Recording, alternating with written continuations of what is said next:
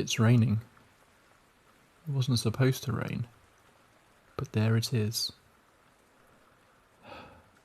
What a dark, cold, miserable night.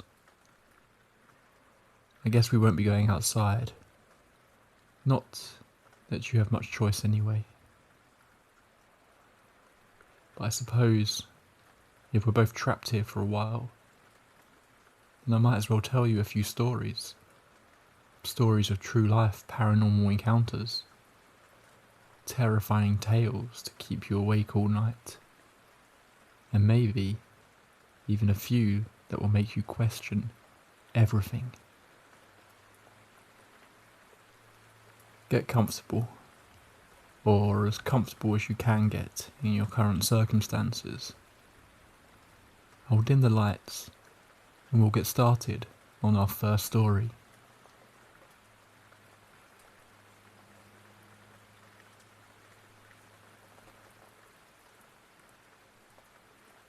After many years of having wrote this, but always forgetting to post, and constantly losing my draft, I finally managed to share with you my account of the one and only time that I have seen a ghost. This is my own true paranormal experience. I've always considered myself to be a calm, rational and logical person, and so when it came to the paranormal, I was always on the fence. That is, until this day occurred. This incident happened several years ago, in August 2016. I was driving to meet up with my girlfriend and get food. I'll never forget glancing down at the clock to notice the time was past 8:30, with the sun beginning to set. Against my better nature, I stupidly decided to take a shortcut and drive through a notoriously haunted road. Some background information. This road is situated exactly behind a huge cemetery where I have many family members buried, and a crematorium. I personally knew 2 people that died in a car crash around here. However, I have been down this road many times over the years, and never experienced anything even remotely paranormal until now. There's actually 2 adjoined long stretches of road, Forge Lane and Park Lane, that make up this journey, which used to be national speed limit roads. This means that in the UK, you are legal to drive up to speeds of 60 miles per hour. The limits on these particular roads have been changed and lowered since. Therefore, that should make you aware that I am focused, alert, and have my wits about me. In addition, these roads have absolutely 0 streetlights. The only form of lights are the small cat-eye reflectors that's built into the middle of the road to reflect car headlights and show the path. Lastly, there are no pavements or sidewalks on these roads. This is important for later. I'm cautiously driving at a high speed and completely in tune with my surroundings. We continue moving along and quickly end up reaching halfway between these 2 connected roads. It's a point where the trees on each side of the road form into a sort of tunnel, which only add to the eeriness. As I go through, I'm heading towards the end of the tunnel. I suddenly see a masculine figure in the distance up ahead. So as any sane driver would do when they spot a person in the middle of the road, I instinctively took my foot off the acceleration. But it's at that exact moment that I quickly remember there are no pavements for the pedestrians to walk on. And on top of that is a 60 mile per hour road.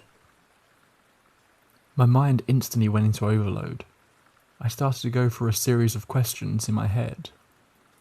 At the same time as this, I feel an absolute flood of emotions and an impending sense of dread begin to creep in.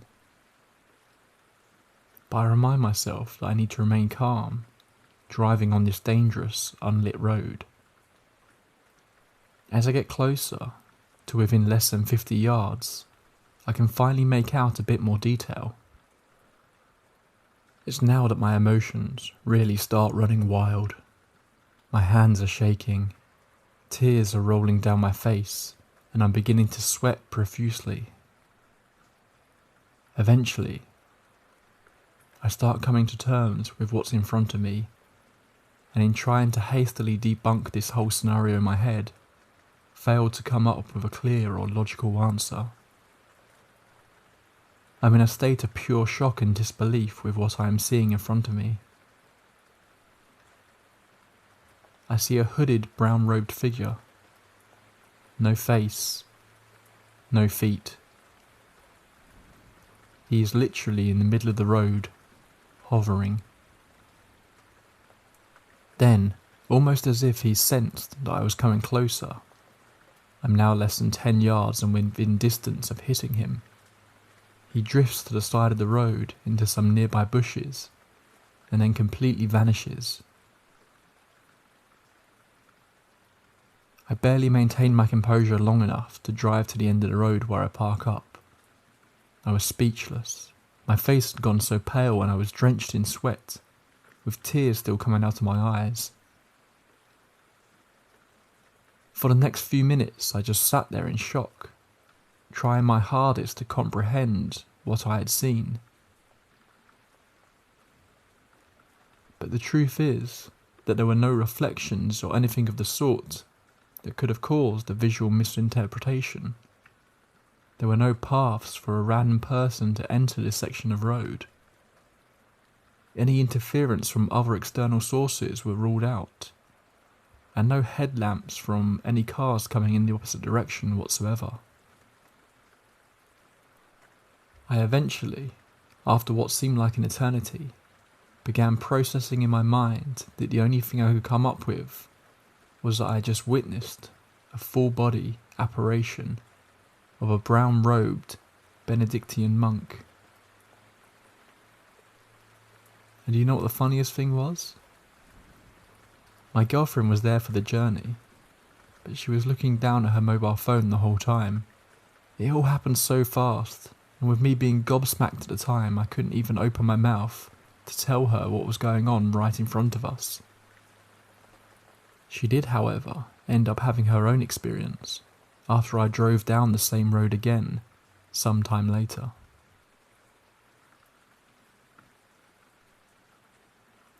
The whole experience left such a deep and lasting impact on me that I began doing a bit of background research into the whole of the surrounding area. As time passed, I eventually managed to discover two very specific details about the area. An actual monastery once existed there, dating back to the 12th and 13th century. I stumbled upon a website dedicated to my city. It's just a generic website about the history of it. However, I managed to find a thread. The topic was about ghost locations in and around it. And so finally, having browsed through some 12 pages, I find a comment by a person mentioning sightings by multiple people of a monk in the exact same location.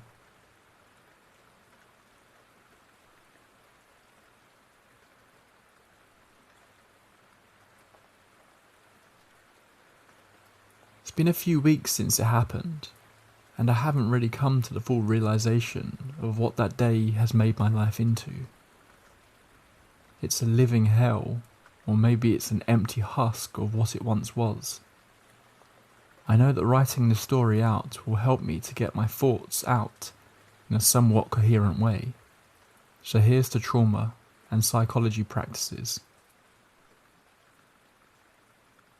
It happened back in August, near the beginning of the month. It was dark out, and I was riding my bicycle just to clear my head. Things weren't going so great at home, and a breather was needed. My mum called me with an update on my dad's treatment. She said he might not make it. He might be gone by the end of this month. She also didn't seem too well off either. I tried to calm her, but she seemed almost in a daze throughout the whole phone call. I probably sounded like a desperate, annoying mess, trying to tell her to calm down, especially when her husband of 25 years is about to pass away. No, the man was not my blood-related dad, but he was still family in my eyes. He did so much for me, more than my actual father has ever done. I still held out hope for his recovery, but I wasn't sure he'd make it. That's what led me to the decision of a night bike ride. As I pedalled and felt the wind slapping against my face, blowing my hair backwards and shifting my hoodie from side to side, I felt slightly alive once again, as though the world was not literally falling apart at my feet. I had a sudden bout of panic as I came back to reality and realised that I had no idea where I was. I looked around at a loss for how I even got to where I was. I heard no sounds. It was very dark. The only things making sounds were my own low, jagged breaths, the tyres of my bike, the light fixtures buzzing with electricity, and random garbage spread throughout the ground. I stopped my pedalling and stood in place as I tried to gather where I was and approximately how far I had ridden from home. At least, that was the plan. However, when I looked back at where I had just come from, I found a black void of darkness sitting there. It felt almost inky and alive is the best way to describe. I got a spine-chilling feeling of being watched, and I slowly began to ride to the only area where the light was. It was a hidden alleyway. I got a burst of relief, because if there was an alley, then there must be stores close by, which means a location marker probably is nearby for me to get back home before early morning hit. As I rode, I felt this hazy and relaxing mellowness fall over my head. I was getting tired is what I equated the feeling to. Now, I'm not so sure that's what the feeling meant anymore. I found a road and sped down it once again, enjoying the wind slapping me in the face. There were so many big glaring red flags that somehow were not picked up on by me, and I have no idea how I didn't realise sooner. But once I stopped on a street that is usually populated, I realised extremely fast. Where were all the people? I looked around in amazement, but I continued on my merry way, thinking it was nothing more than the night time making it less populated. After that usually populated street, which was a semi-home stretch marker for me, I found a chicken place that had a golden horse statue in front of it, which was another location marker for me. It meant I was close to home.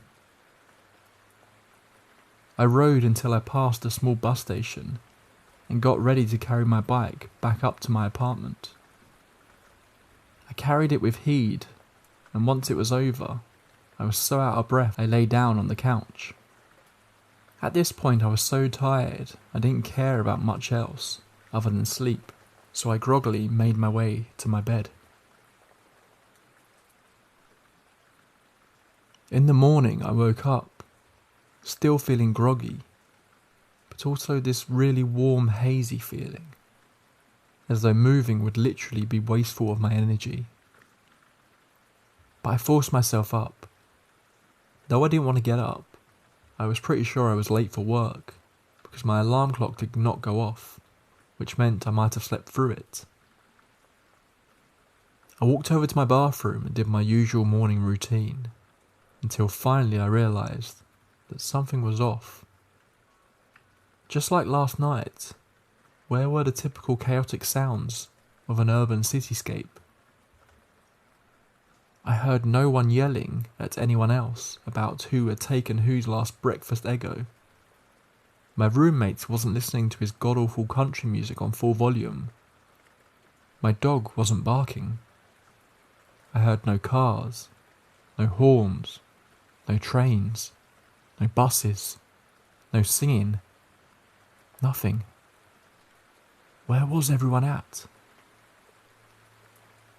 I ran to my window expecting the traffic to be piled up and people to be walking or sitting in various places. I saw nothing. There was no movement, not a soul in sight for miles. I was once again overcome with this anxious, panicky feeling. I ran back to my bathroom and looked at myself in the mirror. My reflection stared back, pale and sickly brown eyes stuck in shock, and my messy bedhead falling all over. I ran some water and splashed it onto my face. The sense of puking was trying to make itself known, but I kept pushing it back, not wanting to ruin my breath, mostly for my sake. I noticed my hands were shaking. I slowly brought them up to rake through my hair. I walked backwards and slowly slid down the back wall of the bathroom until I sat on the floor. So many emotions and thoughts were flying through my mind at dizzying speeds, trying to process the situation that I now found myself in. Did the world end while I was sleeping? Or did it end last night while I was riding my bike? Was I the last survivor of the human race? And if so, how? I was literally the bottom of the barrel when it came to strength, and as far as everything else, I was what you would consider your average Joe. Why was I still here? Maybe it was God. He came and took all of the good people, and now only the douchebags were left over, and apparently I was considered to be one of those douchebags. Was I really that bad of a person? I mean, I've never stolen or killed, which I think are probably the worst things you could ever do. I consider myself to be an alright person, so why was I counted as one of the baddies? Maybe this was punishment for something. If so, what? And how should I reflect on it to get out of this situation? I dug the ends of my palms into the back of my eyelids, and I felt them watering. Why didn't I go with the rest of the world? What did I do? Then I heard something besides my own crying, off in the far distance. It sounded like music. I quickly wiped my eyes and ran back to my window. I looked out of it, searching for anything, but once again nothing was moving. I didn't even see birds flying. Everything looked so desolate. I could still hear the music off in the distance. So I grabbed my work bag for some reason and ran out of the apartment. I ran down the stairs and towards the ominous sounds of the chiming music. I ran and ran. As I got closer and realised it was ice cream truck music. There I found it laying in all its glory. A white van with happy faces and a cutely decorated ice cream truck, sitting there with the music playing as though someone was inside of it. I ran up to it and knocked on the side of the truck. I heard no discrepancies from the music, no movement in the truck. I yelled, but nothing happened. A strange creeping feeling of being watched came over me once again. I stopped and looked around me. I quickly ran over towards an alley and hid behind a dumpster, watching the truck to see if anyone else heard it and will come out to check the sound. Then something terrifying and unimaginable happened. The ice cream truck moved by a few centimetres. And then, just as if I were inside of a game, it glitched further down the street, music and all. I jumped back and fell onto the disgusting ground. I started to feel a tiny heart attack taking place. I tried to breathe easily and controlled, but no matter what I did, it still came out ragged sounding. I got up very slowly from the ground. I looked at the truck, still playing ominous music further down the road. My heart was slowly coming back down from panic mode when I saw the form of a woman glitch in and out of reality. She looked like she would have been walking on the sidewalk towards me. I ran away as fast as I could with my stuffy breathing and jumping heart. I didn't stop until I found somewhere away from whatever I had just witnessed. I looked down to see I was standing on a very lightly veiled line. I looked really closely and saw that it led to a doorknob of a restaurant. Just then I saw the line disappear and the door glitch open and then closed. This happened in what I would consider to be a blink of an eye. I felt my heart jump into my throat again and I started running again. I didn't know where I was going anymore, just away. Maybe if I found another city or town, it wouldn't be so terrifying. Maybe I could find actual people, a dog, a companion, anything. So there you have it. I got freaked out and ran as far away from the crazy. But what I didn't realise is that the crazy is everywhere I go. I haven't found anyone, no animals, no fish. The only companions I have are plants. I can watch movies and shows. I can even stream shows. But I feel like there is something huge here. I just don't understand what it is.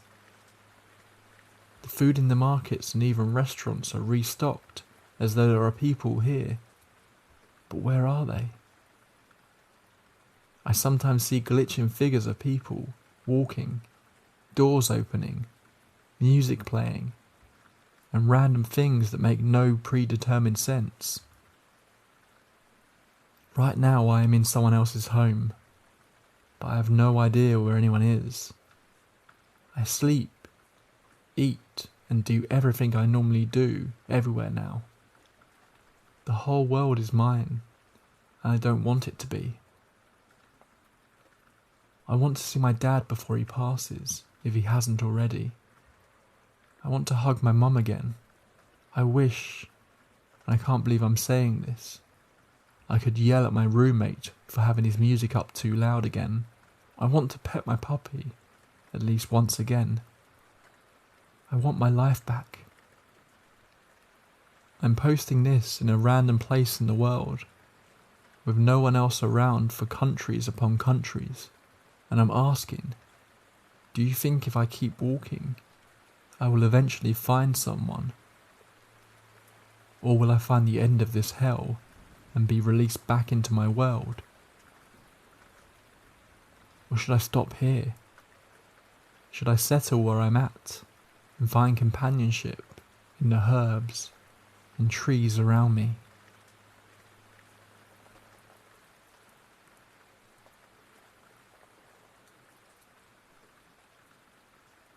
Your wrists look sore. I'm sorry about that.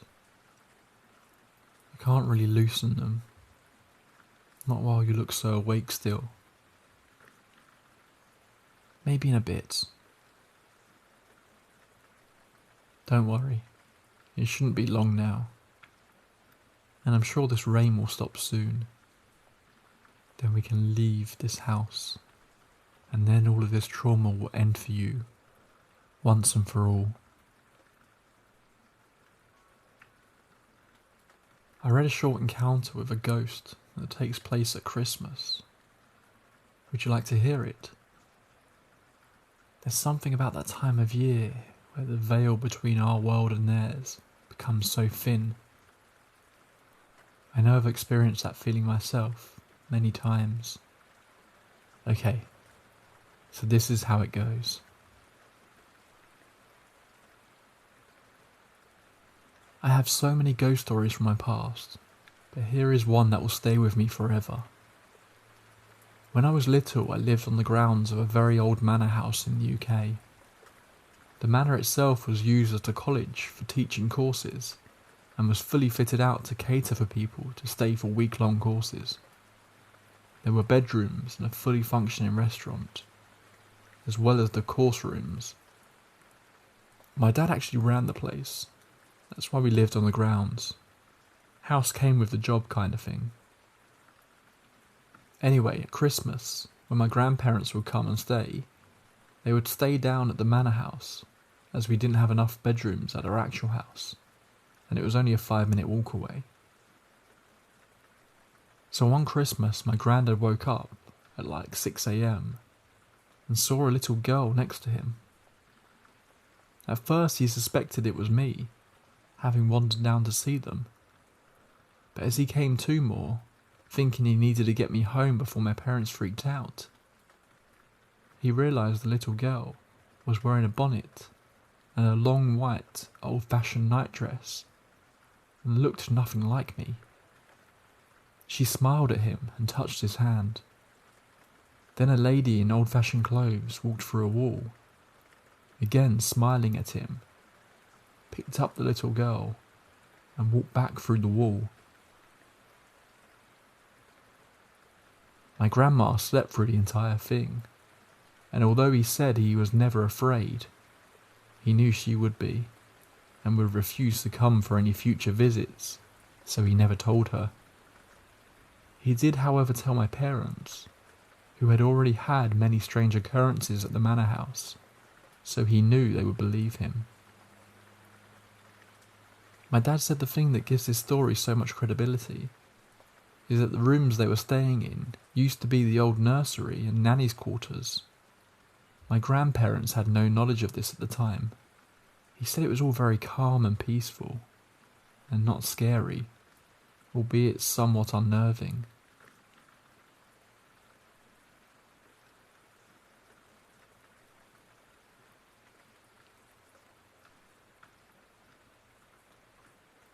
To start, in my culture, we avoid saying ghosts, especially the particular ghost names. For example, in the Western culture, there's Banshee, Woman in White, Boogeyman, and stuff like that. In my culture, I'm Malaysian, we have ghosts like Pontianak, Pokong, Toyol, Langsur, among others. Saying their names out loud is said to summon them. I love ghost stories, but not the Western kind. I love Asian ghost stories. Perhaps because that's what I grew up with. I find them spookier than Western ghosts.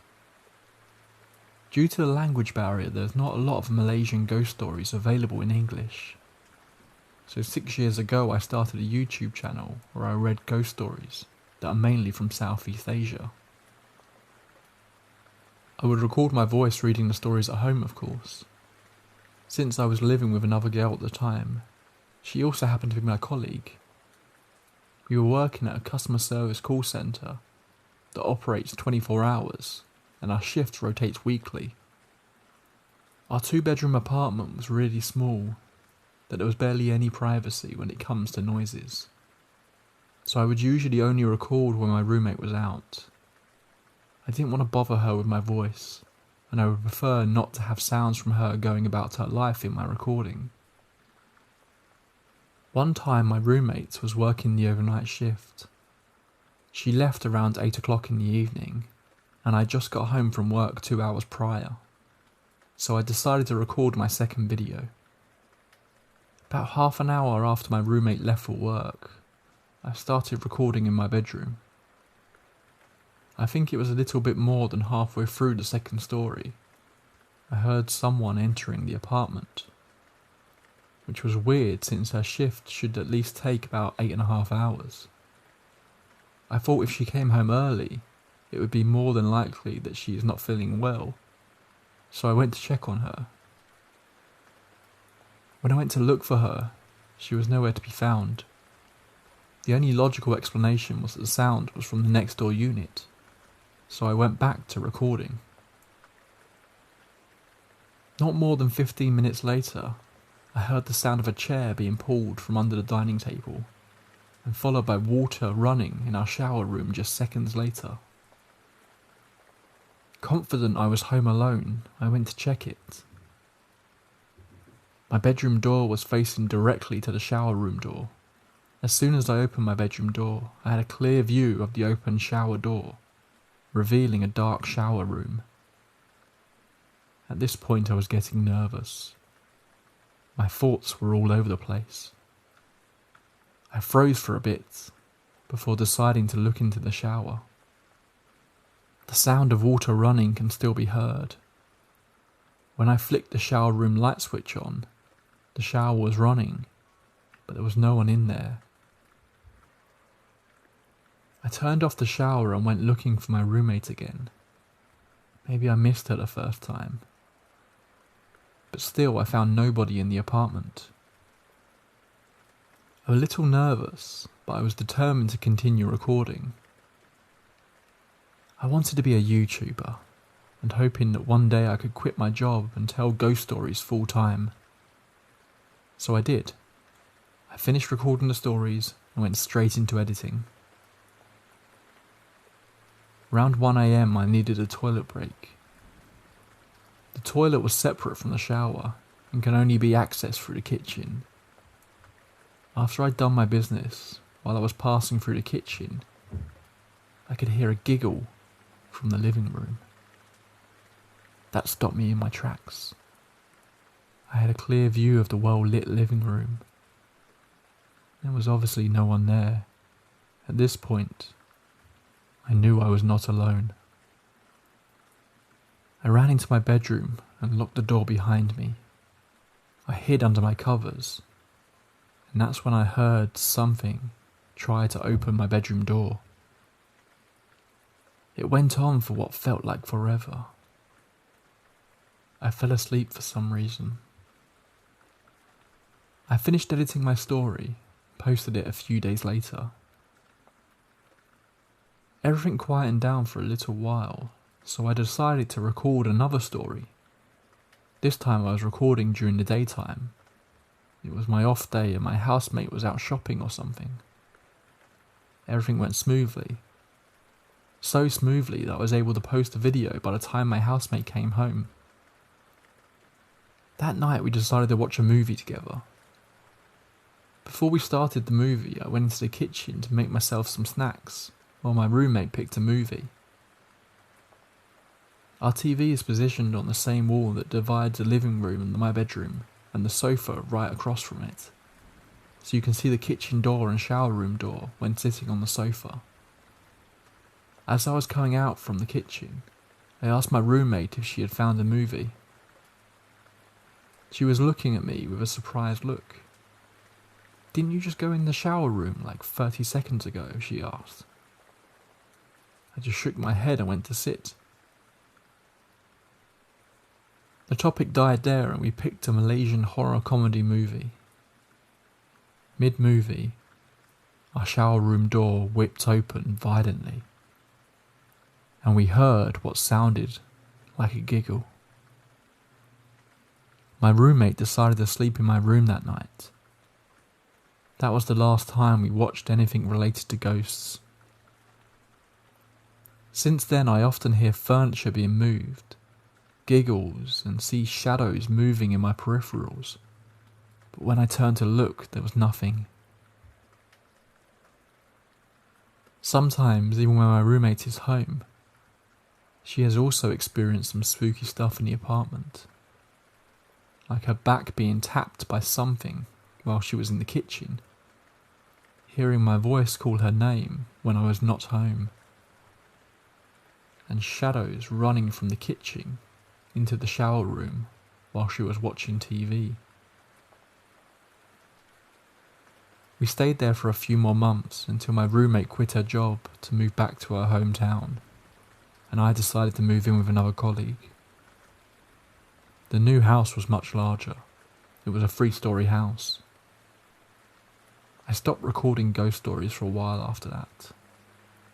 Even though I love ghost stories, I do not particularly like experiencing one. It took me about 8 or 9 months before I had the courage to record another ghost story.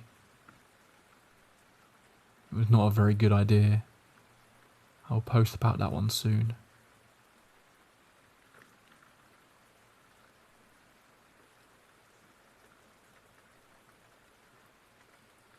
The art of a good horror story is something that is hard to pin down. Don't you agree? But there are those who truly have a natural ability to provide us stories that can delve into our psyche and tickle that little part of us that fears the unknown, that believes there is evil in this world that we are unaware of. Or at least, most people are unaware of. I'm sure you are not. At least not anymore. I can see your eyes are getting heavy. That took longer than I expected. Don't worry. Your torment is almost at an end. But let me read you one last story.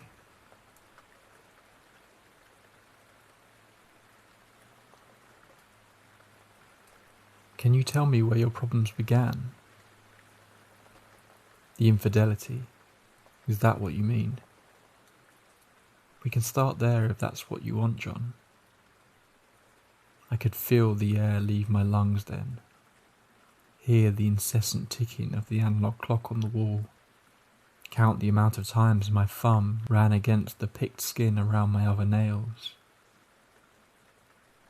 The pattern was the same. The way she spoke was the same. Hell, everything was the same. The infidelity, that too had been the same. John? Yes. The last time we spoke, you said that Sam couldn't have betrayed you because of the Blackbird song. That it had been the only proof you needed that the problems had gone away. Then after the accident, you mentioned that it was where it all began. So let's begin there. She crossed her legs, smoothing out her skirt, in the manner that most did subconsciously. She had the same habit when we did our sessions, as if she was trying to cover something up as she analysed me. What is the Blackbird song, John? When did your problems begin? My mother used to tell me of the Blackbird song.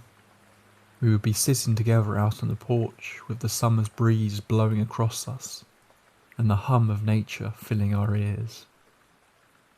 Mother would still be wearing her Sunday's best from church, her fine shoes long gone with the dust of dried summer dirt coating her feet. I'd still be wearing my finest clothing too. My cloth, like my flesh, stained by Montana soil. The cool stone of the steps and chipped painted porch of the house would act as our own altar, as we merely existed. Our hands working away on the green beans that we had picked earlier, as we separated them between our woven baskets, building up a decent rhythm that was only beaten by the rest of the world. Those were the good days. Good in how predictable they were. I always knew that when we finished we'd go inside, wash them and cook them, that we would have a good dinner for the night before the week would start again. And somewhere in between, Mother would tell me of the Blackbird song. Although the time of day she gave it was inconsistent, I still considered it a part of the routine that I held dear, and I listened intently each time. I could paint the picture for you even. My mother, a fond smile on her face, her eyes dancing to the sunset or sunrise of the swaying of distant trees. The Blackbird song she would tell me was one that meant many things. That it was comfort from family long gone, that it was a promise of return, that it was a reminder that even in isolation we were never alone. She would hum the song then, or at least a short tune of it, before giving me a fond smile. She'd stroke my hair or kiss my cheek, and promise me that one day it would come for me. Not once did she provide me with the lyrics. She would never whisper a single word of it. Not even when we would move the cattle or horses and she'd hum the song to completion would she say the words. One day, she would always promise. One day, I would promise right back. Always loving and remembering and forgetting the blackbird's song until it, like our routine and my very life, came to an end. It felt like an end anyways, because by this point in my life, on the verge of starting high school, I had been left an orphan. Nothing really prepares you for something like that. People always go on about the old dying or the sick. You're prepared all your life truly for those around you to eventually go, or to go before them. But no one ever prepares a child. Not to experience it so quickly, without decades having passed, without the exceptions. I certainly wasn't prepared when the officer came to my doorstep, with his hat in his hand. I knew deep down, I swear I did, but everything that followed felt wrong. I felt ill-prepared, as if my life had ended with theirs. When I had been informed what had happened, car accident, drunk driver. My father always had an issue with his liquor, and my mother had paid the price with him. My baby sister, I was told, was found yards away in a ditch. Her scalp removed from her head due to a rusted fence pole. Her body mangled in the old fence's barbed wire. They said she was still alive after it all happened, that she died slowly on that gravel road. Her body so badly meshed that the casket had to remain closed. The funerals that followed all came and went within the church, as if everyone was ready to put my family in the ground, to be done with them. A few spoke of how awful it was and offered to help me with anything I need. The majority, though, told me to my face that I couldn't be sad for them, that there was no point in being sad when someone dies and goes to heaven. Those same people turned to whisper in the other's ear, to gossip about the accident itself. The details carving themselves into my head until I finally asked the preacher why no one seemed to care that death had come and taken them. That's the whole point, isn't it, son? The preacher had told me before sending me on my way. And in truth, for a split second, I agreed. I almost joined them. I spent the entire walk home from the cemetery wondering what would be the best course of action. It wouldn't be an accident like theirs, but I was alone and forgotten.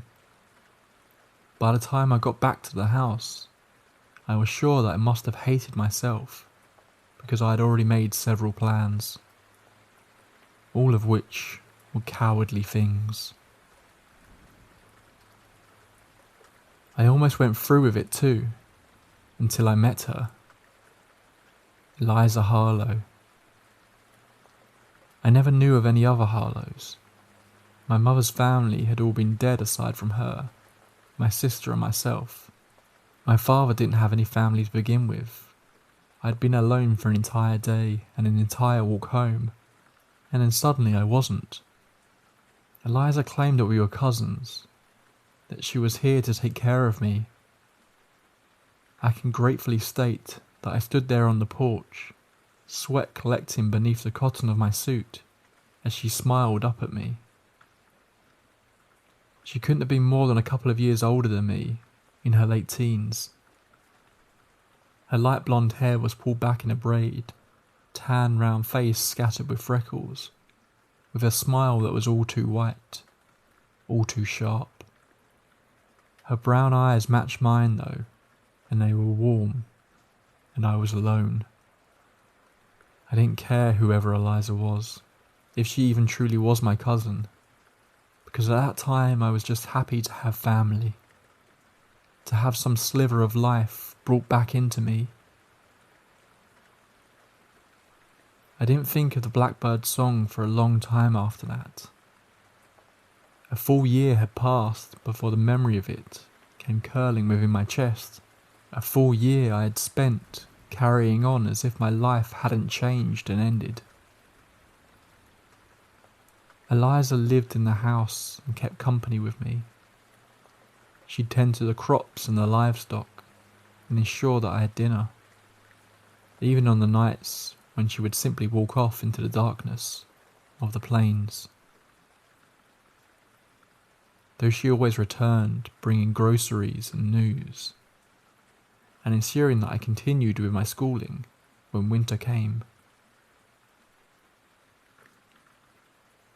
It wasn't until one specific night when I caught her humming that I felt a pain chill fill my bones.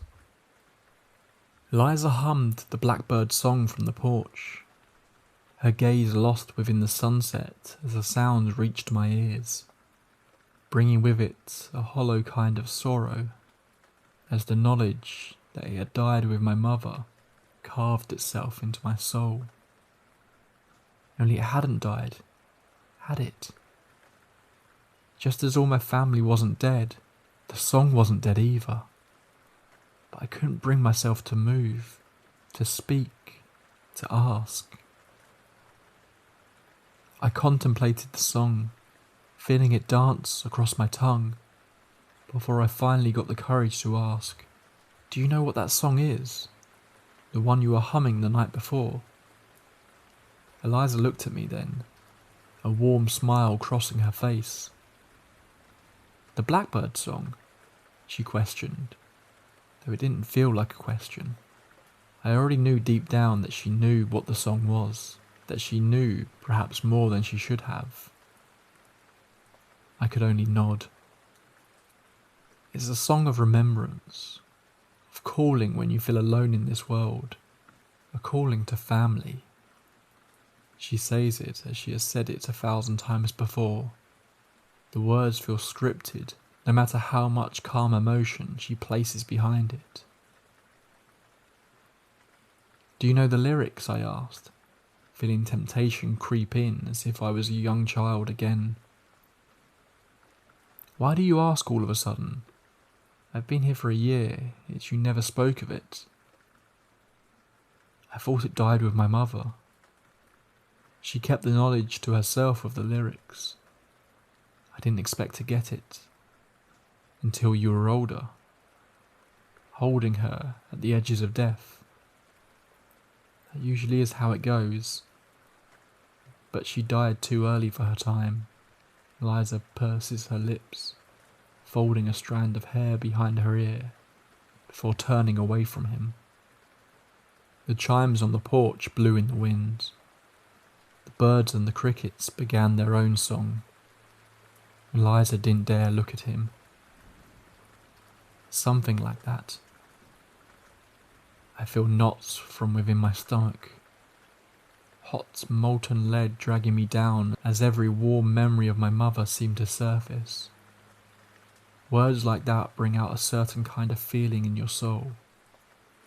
Make you wonder if the wording has any meaning, or if it's merely for show, like a preacher standing on a pew. Only in my case, Eliza was the preacher, and I was the follower in the pews. If I tell you the Blackbird song, then I will have to leave you. You will never see me again, say, from your deathbed, should you be the last. And with that, I will never be able to help you. Why? You don't need to know why, John. You just will. If I tell you, you will understand. But then I will have to leave. Can I think on it? She huffs then, a shrivel of annoyance flaring in the way she holds herself. Go to bed, John.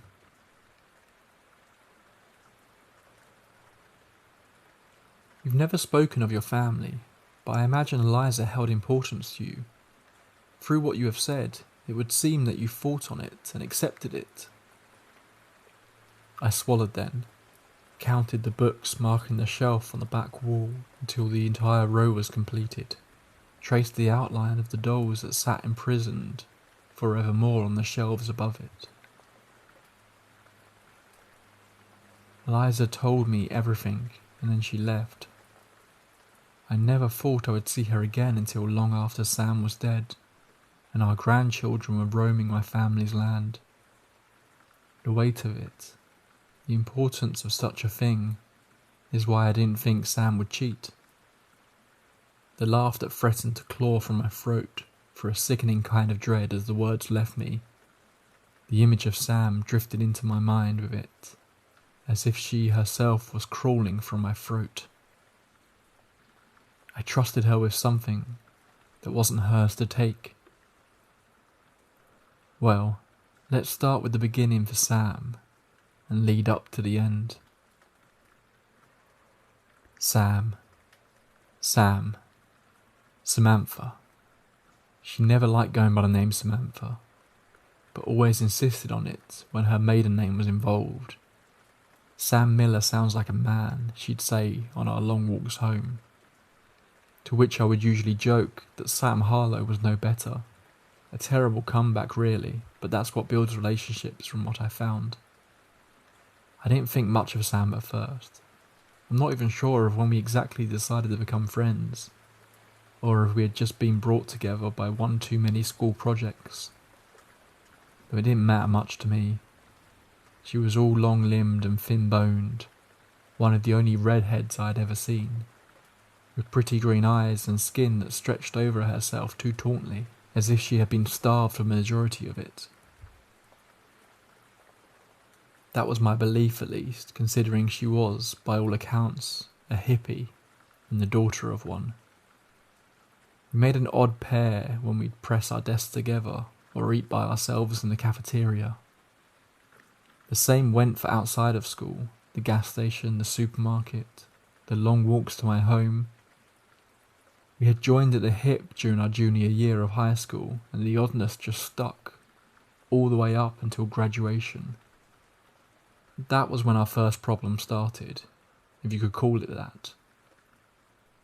The cold, dry winter was sweeping across the lands, and Sam was caught dead in it on my front porch.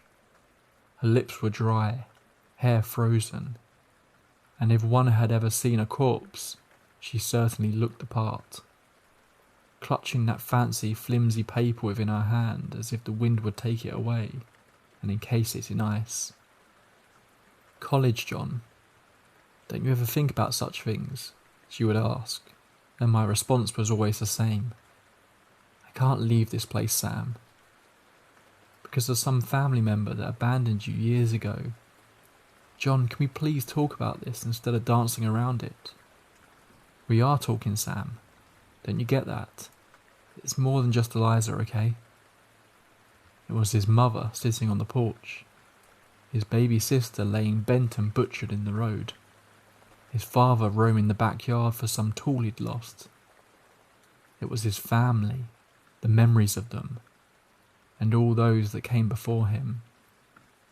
Each one singing that same song until they too passed, and were sung for. Leaving for college just seemed like closing a door on it all. It felt like abandoning them, like forgetting. Sam didn't understand that though. She never did. John, Sam ran her hand along her head before slapping it to her side. She seemed to give up in a defeated slump at the small kitchen table, abandoning her acceptance letter right next to the salt shaker. I love you, John. I love you, and I never let it stop me before. Not when it led to me being bullied more than I already was. Not when it left me feeling isolated out here. Her green eyes welled up with tears. Even freezing and on the verge of tears, she was as beautiful as the fresh green of spring coming into the world. I want this one thing and I want to understand it. You. I just don't know if it'll be worth it when I'm giving up my entire life for it. The Blackbird song. The words felt heavy across my tongue. I had rarely spoken of it when Sam was involved. Oh, don't get me wrong, she knew of it, knew the importance it held and what she'd have to do to get her hands on it. She had even heard a brief melody caught within my throat a summer back. It had actually been one of the reasons she came back to me in the beginning. One slip-up, one small mention, and that's all it took. Sam was hooked on the mystery, as if my family was some mystery novel that she couldn't quite skip to the end of. You know what will happen for me to tell you that song? The bond we would have then. John, just fucking marry me already then. Be a man and marry me. She married you to get the song then? She married me because she loved me. The idea of me at least. I wouldn't lower her into being that obsessive and willing to throw her life away for a simple family tune. She did love me, somewhere in that heart of hers. I just wasn't enough, clearly. Alright, we have to start. Typically I don't jump to the end, but why don't we bring clarity to the matter? The Blackbird song shows you that Sam wasn't being faithful. Let's restart there then.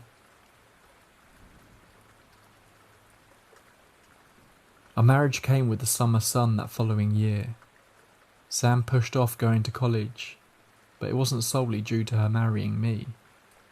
That night that she had placed her college acceptance letter on the table and asked me to marry her had simmered down to an agreement.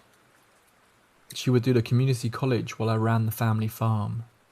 Then after 2 years I would take care of our first child, while Sam would begin online university courses. She'd never have to go too far, and I'd get to have my new family by my side. I'd never have to leave the place where I had walked the earth for so long, and she'd get to not be so strapped down to me. A win-win for everyone involved. And it had been good. Sam made for a beautiful bride, and our honeymoon had been spent with us chasing the other around the outside of the house with a paintbrush. We'd have movie nights in the living room with wine, that we kept saying we would save but never did. I'd ask her how her day at school was and kiss her goodbye when she said she needed to head off to her classes once again. There wasn't anything spontaneous in our lives other than the odd meals Sam liked to make, and I enjoyed that. I really did. I never saw any problems until the problems made themselves abundantly clear. Our first problem was when the pregnancy test came back positive. Have you seen the Angelus painting? It was created by a French painter during the late 1850s. The old painting depicts two individuals, a man and a woman, standing in the Great Plains. The man has a hat within his hand. The woman prays. Buried in the ground between them is their dead child. Sam had insisted on it, a burial behind the house. We'd stand there like that couple for the painting, as if we were recreating it. The first time Sam had silently wept. The second time, a single tear ran down her face. The third time, she had asked me to sing the Blackbird song to her. We had looked at each other then, as if time had stopped. As if both had nooses around our necks as the winds of the plains blew away the top layer of soil at our feet. And the horrific part, the part I still wonder about, is the fact that I wanted to say no. Without even thinking, I already knew the answer that I was going to tell her. I hated myself for it, bit the inside of my cheeks, until the taste of copper filled my mouth and slid down my throat. Don't make me regret this, John. she'd say, as if it was a warning towards me rather than a damnation. Which leads into the second problem that came, because I didn't say no to telling her the song. I took her out that night as the sun began to set and our third child laid to feed the carrion eaters, and I sang the blackbird song, repeating the lines over and over until the lyrics drifted into the darkness. We both cried as we held each other, the worst of it all being that this was the first time in our entire existence together that we truly felt for each other. After that, the next morning to be precise, I almost regretted finally telling Sam. Anxiety beat around my chest and made me chew my nails down to the quick. I feared that Sam would leave me now, that maybe it had been for nothing, that Sam was obsessed, or that it just hadn't been worth it. All of the pain and sacrifice. The walk down the stairs into the living room was like my own personal funeral. How fitting it would have been had the divorce papers sat where her acceptance letter had once been. Only Sam didn't leave me. I found her sitting at the kitchen table, a brilliant smile on her face that I hadn't recalled for so long, as Eliza sat across from her. She hadn't aged a day despite the near 5 years that had passed since she left. She hadn't even changed the clothing that she wore. "Well, good morning, John. I must admit that I've missed you." Eliza's smile felt like deja vu, like I was that young teenager once again that at 40 was alone in the world.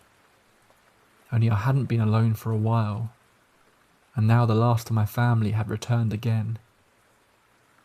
It should have brought me mirth, but I couldn't help the sinking feeling that something was wrong, that I had done something that I shouldn't have. "Liza, I didn't expect to see you here." I did. I knew what singing the song would bring, and she knew it too. She cocked her head to the side and gave me a look that said she was calling me out for it. Only before either of us could speak up, Sam had interjected, turning to me with a pleading look of horror across her face, as if she was begging for me to help her get away from some unheard conversation that they had had. She just stopped by and I couldn't turn her away. "John always went on about you during high school." Sam began to shake then. Her hands were overlapping. Her right knee was bouncing. A nervous sweat was even breaking out along the back of her neck. "I doubt that." Eliza pursed her lips as she studied us, like a tiger studying its keeper at a zoo. "Eliza, Sam has class today. Why don't we catch up while she heads on out?" Eliza smiled at that. Then as Sam practically jumped from her seat at the opportunity to run, "I'd like that." "So your wife suffered miscarriages, and you didn't notice any infidelity before then, or any issues at all? The only thing I find odd is that Eliza reappeared. It sounds like you didn't call or text her, yet she came the following morning that you told Sam the song." Sam couldn't keep a baby in her if she tried. It didn't change anything for me. I still loved her just as I always had. "Tell me about Eliza, John. You ignored my comment on her, but I want your opinion on why Sam was afraid of a family member that she had never met before." When I sang the song to Sam, I had to tell her about the Blackbird song, the true meaning of it. That's why Sam knew why Eliza was there. That's probably even why she feared her. My tongue rolled across my teeth then, as that last night painted itself across my eyes. The three of us standing alone in the living room as Sam truly entered my world. I learned of Sam's infidelity due to the song, on the last night that we were together. Fate has never been something that I had believed in, not when you get down to over-specific details and heavy religious implications that typically come with it. I tend to apply that same mindset with many things in my life. Herding cattle upon a horse, recalling the last moments I spent with my family, monsters being in our world. Sam returned home as if fate had declared it. She entered the house with heavy feet, not even bothering to hang up the keys as she always did, as she caught sight of us in the living room. Her face scrunched up, as it did when she stumbled upon a problem that she didn't understand, and those green eyes were drowning in unshed tears. I wanted to go to her then, to take her face within my hands and promise to her that everything was going to be all right, just as I did on our wedding night, only I couldn't. I wouldn't. Something inside of me tore as Eliza frowned at my wife. "Come here," Eliza ordered, and Sam followed. Those heavy feet dragging against the old wooden floor as she came to stand in the centre of the room. Her eyes no doubtedly burning as she refused to blink, as if doing so would cause her to lose sight of us. "Do you want to tell him what you've been doing?" Eliza tilted her head to the side. She appeared like a teenager then, all innocent and confused over the world. Yet it was nothing more than a mask. We both knew that. Sam opened her mouth, as if she was going to speak before closing it. Several more times her lips moved like that before Eliza slowly stood, placing herself in front of Sam, as if she was now the priest, the family home the altar. "Tell him what you have been doing."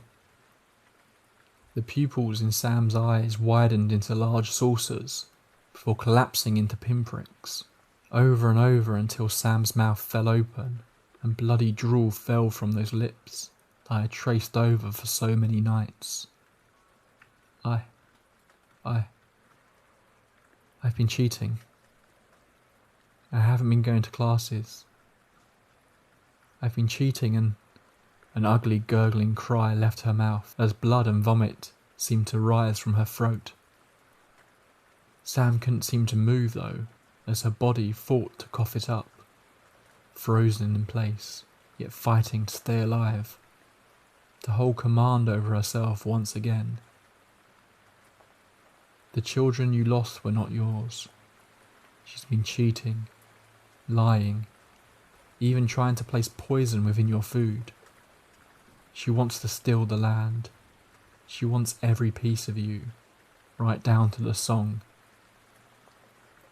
Eliza's tone was lowly, menacing, even as a southern drawl bled into her words, like sticking a knife into a carcass and slowly cutting down into the darkness. "Thankfully, you've never liked her cooking." Eliza looked at me as if she had been watching it all from the start, rather than from pulling it from a confession. I knew, of which deep down I knew, that it wasn't an entire lie in my own observation. She may have disappeared all those years ago, but I knew she never truly left. "She knows everything, Eliza."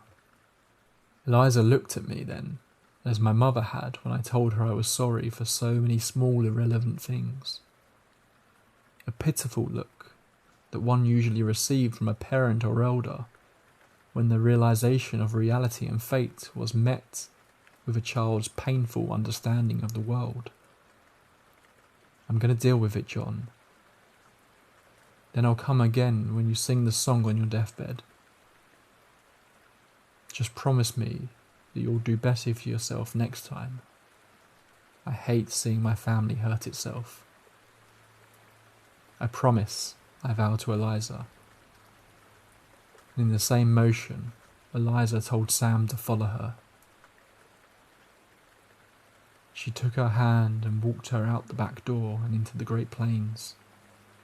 like death leading a lost soul back to the grave. And I let her. Dear God, I had let her.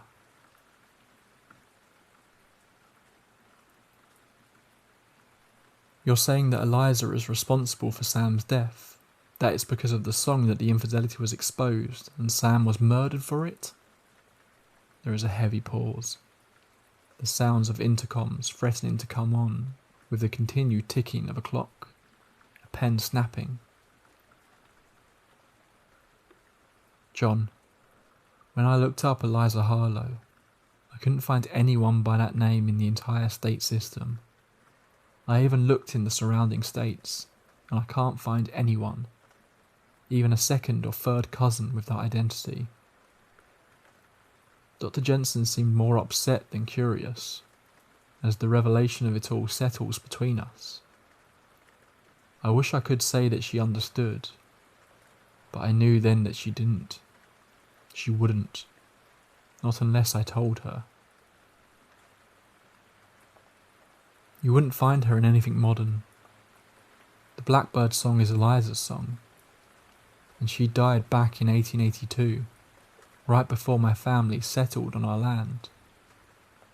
She's not my cousin, Doc. She's my ancestor. The sister of my ancestor. Killed along the Oregon Trail. And she didn't stay dead. Her killers made sure of that. John? I never left the house that night. I only went out searching the next morning, hoping, praying that Eliza had spared Sam. But I knew she wouldn't let her go now that she knew the family secret about Eliza. I knew how I would find Sam, and it wasn't because I killed her. Her body was drained of blood, John. Her brain showed significant brain damage. You knew those things when the sheriff pulled your body off of hers. You told the county court system those things before the autopsy even came back. You did those things. You can't blame it on Eliza. Not when she doesn't exist. Dr. Jensen looked as if she was going to be sick as she slid the pictures across the metal table. Sam. Samantha.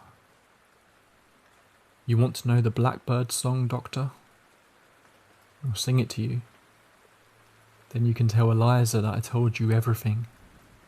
From my beginning to my very end. Right down to the fact that a vampire is going to kill you for it. And what will it matter to me, I wondered, when those cops outside the door are going to take me right back to prison once we are done? I guess I'll let you think on that one. Just promise me you'll get rid of that report before Eliza comes in and finds it. I'd hate to have broken the family secret for a second time.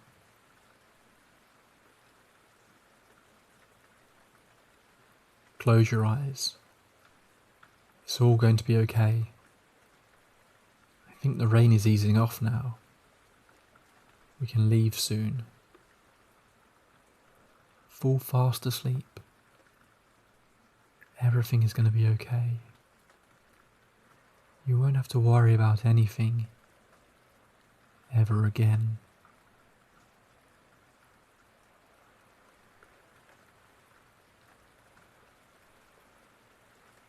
Thank you for joining me on another series of creepy stories. All of the stories featured are either true-life paranormal encounters or writings from up-and-coming horror writers. All authors have given their permission to feature their stories here, and you can find links to their original posts in the description. Be sure to check out their other works and give them some love if you've particularly enjoyed one. I always love featuring your stories and encounters too, so if you have a creepy tale to share, then please drop me an email. You can find how to contact me in the description. I've already got a whole bunch more being sent over, and I'm planning some more deep dives into scary topics. So please, if you've enjoyed this video, be sure to give it a like and make sure you subscribe so we can spend many, many sleepless nights together in future. Until next time, pleasant dreams, one and all.